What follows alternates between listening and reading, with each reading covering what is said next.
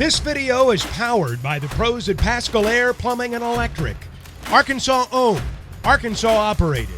GoPascal.com. For the most part, these games kind of, they make you a little nervous because you're coming off 3-game series. You got a big conference series, opening conference, and got the opportunity to play some guys that hadn't played.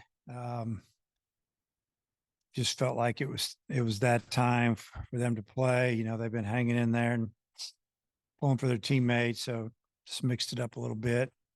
Obviously concerned about it, but for the most part, we got some big hits. We got something out of everybody, from Jones getting a big base hit and Robinette, a couple true freshmen in there driving in, 3 runs or so. And obviously Harold Cole had a big night for us with a couple doubles, home run, 4 RBIs, made a couple nice plays in the field. So it was good to win the game, give some of our guys a little bit of a breather, and have a chance to sweep this thing tomorrow. Talked a lot in the first few weeks about 2-out RBI, 2-out hits, and you had a bunch of them there in that 4th inning where you took the lead. What were your thoughts on what your hitters were able to do there? Well, obviously when their pitcher didn't get over and cover the bag right away, and Kendall Diggs beat it out, that drove in a big run, and then Wegner got a big hit.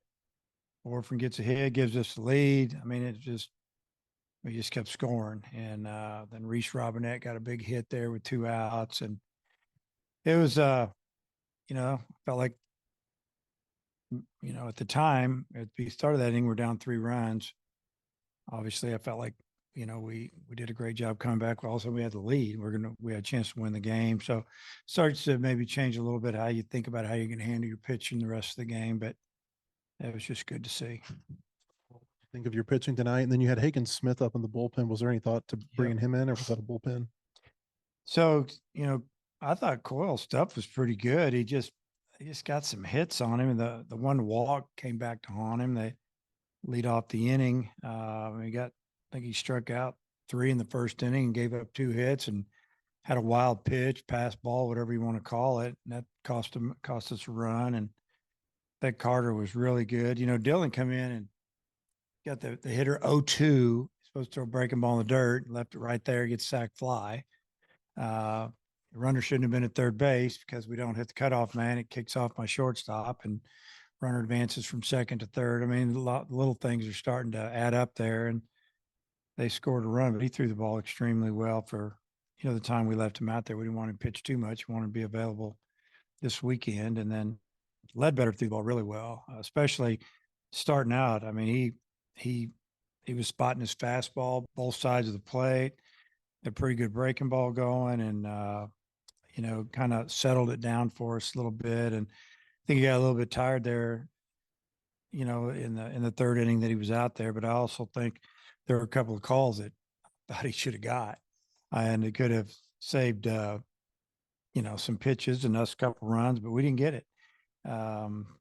Cody had a couple pitches too. Adcock, we felt the same way on the outer half to the right-handers. And so I thought up and down, they all threw well and gave us an opportunity to score some runs and win the game.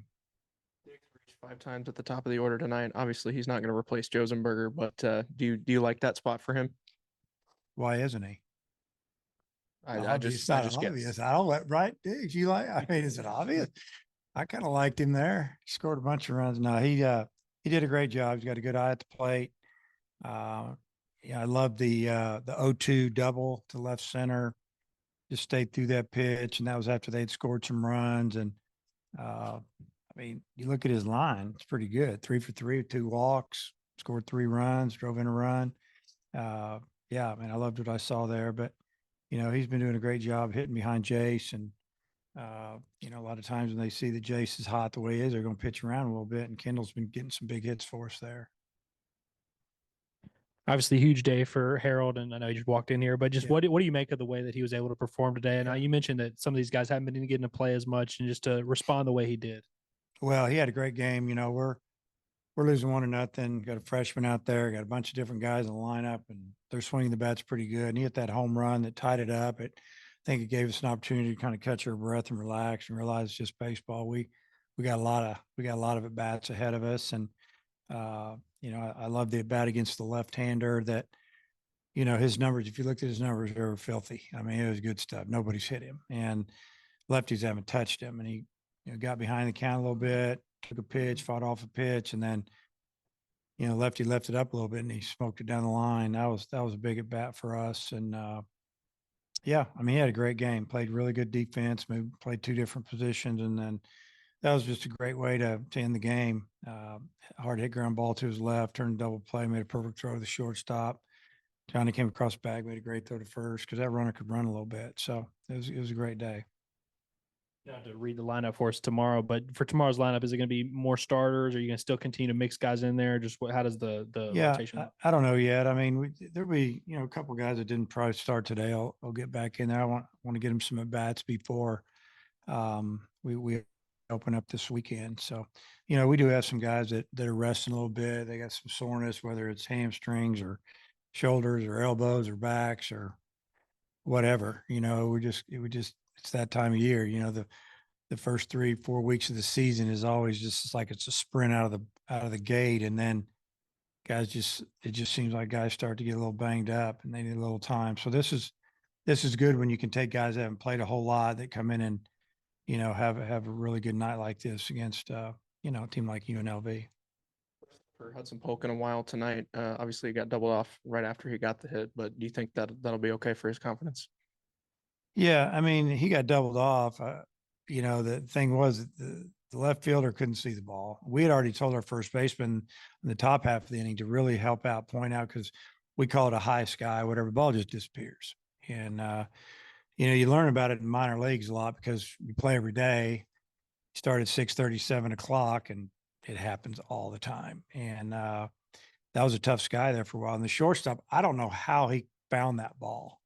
I mean, he didn't see it. He didn't see it. And then that thing got about just past the lights coming back down, and all of a sudden he got it, which was shocking. So I don't blame Polk at all on that one, because if he's not out there far enough, ball's going to hit the ground. The guy's going to throw him out at second. So, he's not exactly quick as a cat, so he didn't get back. But it was a great throw by the shortstop. And, I think that probably helped his confidence a lot, that he hit one hard, and second baseman almost made a really nice play. I'm glad to see it get through. On Hagen Smith, how close were you to bringing him in tonight? I knew you were going to follow up. I tried to avoid that question. No, he was going to close the game in the ninth. You'll start tomorrow night, pitch wise. I think we're going to start Ben Bybee. I know we are, unless he doesn't show up to the park or something. So cold tonight. It's going to be cold this weekend for the Auburn series. Are these games difficult to play at all because of the temperatures?